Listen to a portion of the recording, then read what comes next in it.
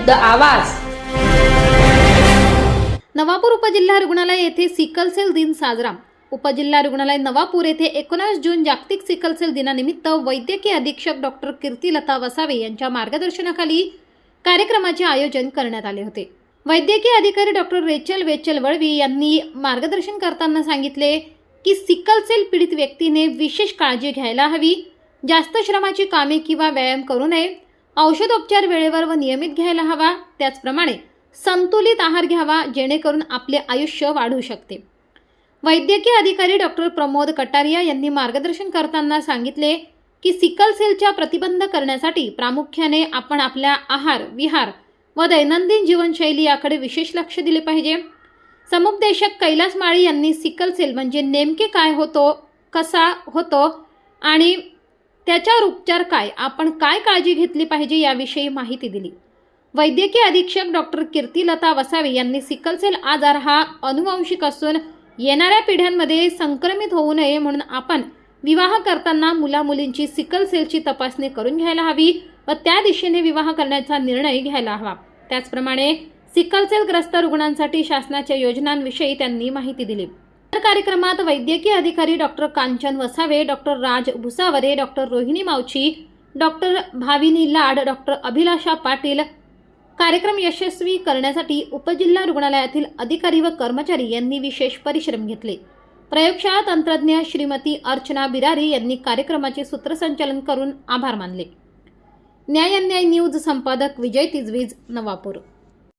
Student आहे त्यांनी म्हणजे सगळ्यात जास्त सगळ्यांपर्यंत आपल्याला पोहोचवणं महत्त्वाचं आहे।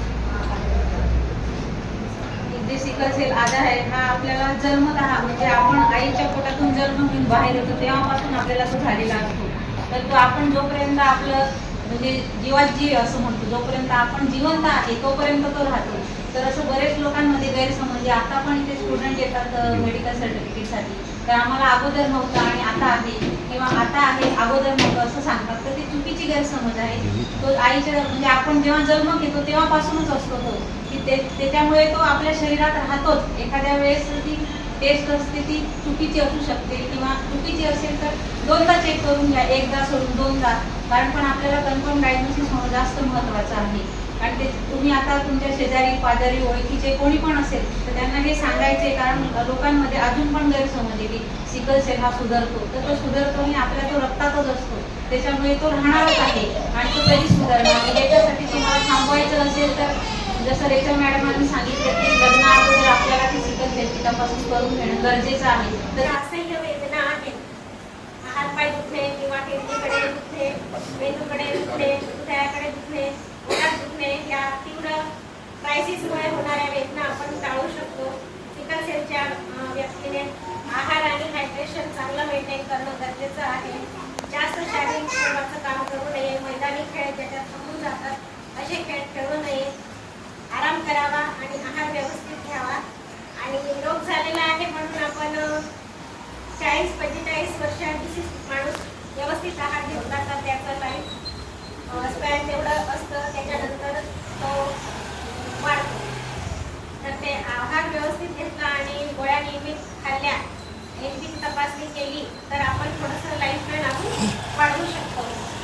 आपण आपल्याकडे ही मोफत तपासणी आहे ती करून घ्यावी, आपल्या समाजामध्ये जनजागृती करावी। सिकल सेल हा आजार 2005 मध्ये राबवला गेला, त्याच्यामध्ये आपल्या नंदुरबार जिल्हा, ठाणे, पालघर, गोंदिया हे जिल्हे पण घेण्यात आले। तर आपल्या जिल्ह्याचं काम चांगलं चालू आहे आणि समाजात थोडीशी जनजागृती होत आहे। आता सध्या आपल्याकडे DC समाजाची आहे, याची माहिती समाजात त्याचा बेनिफिट देऊ शकाल। मॅडमांनी सिकल सेल बद्दल एक सुंदरशी माहिती आपणास दिली आहे। सिकल सेल हा आजार आपल्या समाजात असलेला हा खूप मोठा असा आजार आहे आणि या आजारात सर्वात महत्त्वाची काय काय छोटी छोटी काळजी घ्यायला पाहिजे आणि काय उपचार आहेत याबद्दलची माहिती तुम्ही घेतलेली आहे, बरोबर आहे। आणि सर्वात महत्त्वाचं म्हटलं आहे की सिकल सेल हे प्रत्येकाने तपासणी करून घेऊन भविष्यात सिकल सेल ज्यांना आहे त्यांनी लग्नाबद्दलची समुपदेशन काउन्सिलिंग करून घेऊन मगच लग्न करणं हे खूप महत्त्वाचं आहे, बरोबर की नाही। तर जेणेकरून येणारे पिढीला आपण सिकल सेल हा आजार देऊ शकणार नाही. आलं लक्षात? तर या गोष्टींचं महत्त्व आहे. सोबतच ज्यांना सिकल सेल आहे अशांनी औषधोपचार नियमित घेऊन त्यांनी जर त्यांचा आहार विहार जर चांगला ठेवला, व्यवस्थित ठेवला, पोषण आहार असा व्यवस्थित प्रमाणात जर व्यायाम केला तर नक्कीच तो स्वस्थ आयुष्य जगू शकतो. तर ही माहिती